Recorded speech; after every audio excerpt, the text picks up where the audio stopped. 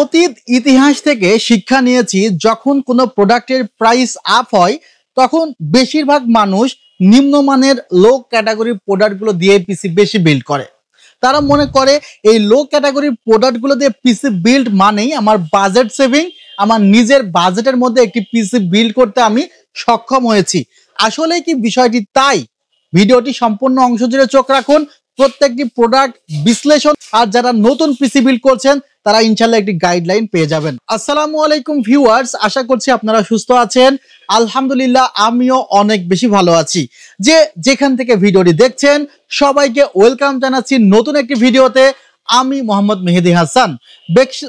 Maximum PC build যারা করে তারা প্রথমে প্রসেসর নিয়ে অনেক বেশি ঘাটাঘাটি করে এবং প্রসেসর কেন্দ্রিক পিসি গুলো বেশি বিল্ড হয়ে থাকে। যেমন আজকের যে পিসিটি বিল্ড হচ্ছে সেটি হলো Ryzen 5 3400G, অর্থাৎ ক্লায়েন্ট এসে বলবে আমাকে Ryzen 5 এর 3400G একটি পিসি বানায় দেন, আমার বাজেট 25,000 টাকা বা আমার বাজেট 35,000 টাকা বা আমার বাজেট 30,000 টাকা। যখন বাজেট হবে 25,000 টাকা তখন যে কাজটি হবে, প্রসেসর Ryzen 5 এর ওই 3400G রাখা হবে, বাট সেখানে দেখা যাচ্ছে কোয়ালিটিফুল একটি মাদারবোর্ড রাখা সম্ভব হবে না, কোয়ালিটিফুল একটি র্যাম রাখা সম্ভব হবে না, কোয়ালিটিফুল একটি NVMe রাখা সম্ভব হবে না। তখন কি হবে?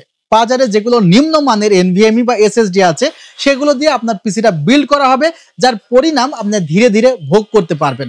ভিউয়ার্স, আজকের ভিডিওটি আমি প্রত্যেকটি পার্টস নিয়ে A to Z আলোচনা করব।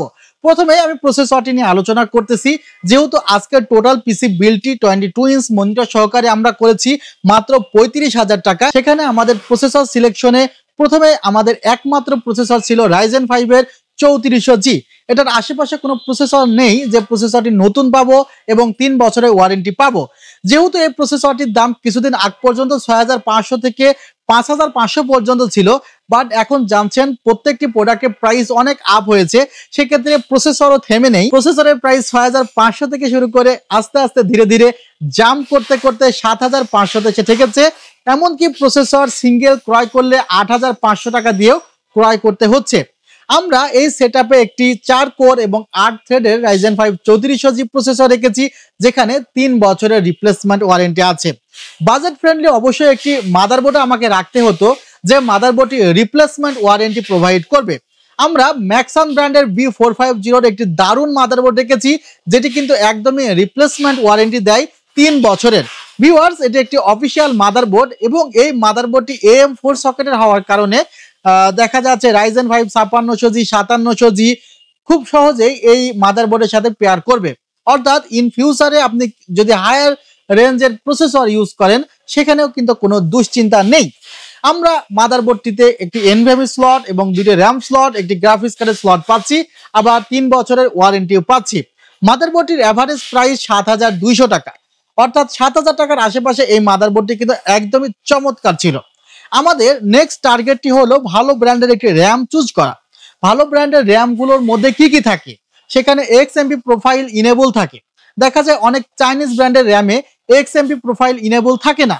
আপনার প্রসেসর থেকে 3200 মেগাহার্জ র্যাম সাপোর্ট করলেও জোর করে আপনাকে ইউজ করতে হয় 2666 মেগাহার্জ, অর্থাৎ সে র্যামটি মূলত কপি। সে র্যামের ভেতরে হয়তো বা অন্য কোনো র্যাম আছে, বাট বাইরের খোলসটি কোনো নামি দামি ব্র্যান্ডে। সো এই সময়টাই আসলে copy RAM, non brand RAM বা copy NVMe, non brand NVMe গুলো পুশ করার সুযোগটা অনেক বেশি থাকে, কারণ কাস্টমারের মেন্টালি অনেকটা উইক থাকে যে ভাই আমার বাজেট তো কম। সো প্রয়োজনে আপনি ক্যাশিং এ বাজেট কমাবেন, প্রয়োজনে ক্যাশিং আপনি নন RGB নেবেন, প্রয়োজনে মনিটরটি আপনি একটু ছোট নেবেন, বাট NVMe এবং র্যামে কোনো প্রকার কম্প্রোমাইজ করবেন না। এই দুইটা জায়গায় কম্প্রোমাইজ যদি আপনি করেন তাহলে পরবর্তী যখন কাজ করতে শুরু করবেন তখন কিন্তু ভালো পারফরমেন্স দিবে না, হ্যাং করবে, ব্লু স্ক্রিন আসবে, উইন্ডোজ ছেড়ে দিবে, এ ধরনের হাজার রকম সমস্যায় আপনি পড়বেন। তখন কিন্তু বিষয়টি আপনার কাছে খুবই খারাপ লাগবে যে নতুন একটি পিসি বিল্ড করলাম, 1 মাস বা 2 মাস হলো, আমার পিসিতে এত সমস্যা কেন? আমাদের কাছে যে র্যামটি আমরা এখানে রেখেছি সেটি হলো Apacer Knox 8GB 3200 মেগাহার্জ, যে র্যামটিতে XMP 2.0 ইনেবল আছে।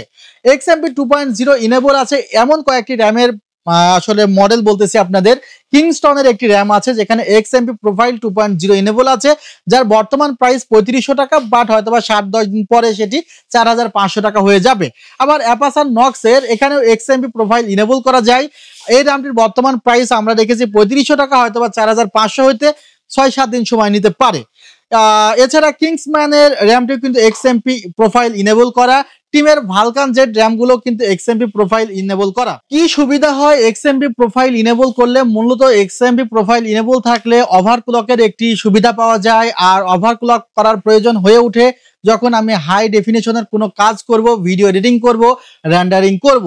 সো যারা কাজের জন্য মূলত পিসি নিচ্ছেন, ইউটিউবের ভিডিও দেখার জন্য না, তাদের ভালো ব্র্যান্ডের ভালো মানের একটি র্যাম অবশ্যই নিতে হবে। আপনি মাথায় রাখবেন, যদি আপনি শুধুমাত্র ইউটিউবের ভিডিও এবং নাটক দেখার জন্য একটি পিসি নেন, আপনার পিসিতে 15 থেকে 17 হাজার টাকার বেশি বাজেট করার প্রয়োজন নেই।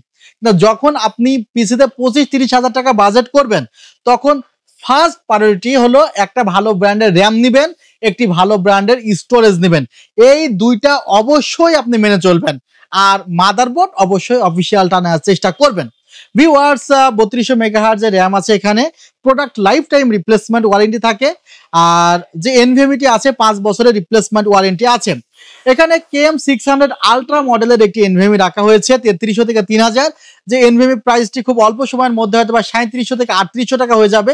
প্রাইস বাড়ার আগে প্রোডাক্টগুলো কালেক্ট করেন, আপনাদের বাজেট কিছুটা সেভ হবে। ভিউয়ার্স, এখানে আমরা যে মনিটরটি রেখেছি হাই পাওয়ার ব্র্যান্ডের একটি 22 ইঞ্চ মনিটর রেখেছি, যেখানেও 3 বছরের রিপ্লেসমেন্ট ওয়ারেন্টি পাওয়া যাবে।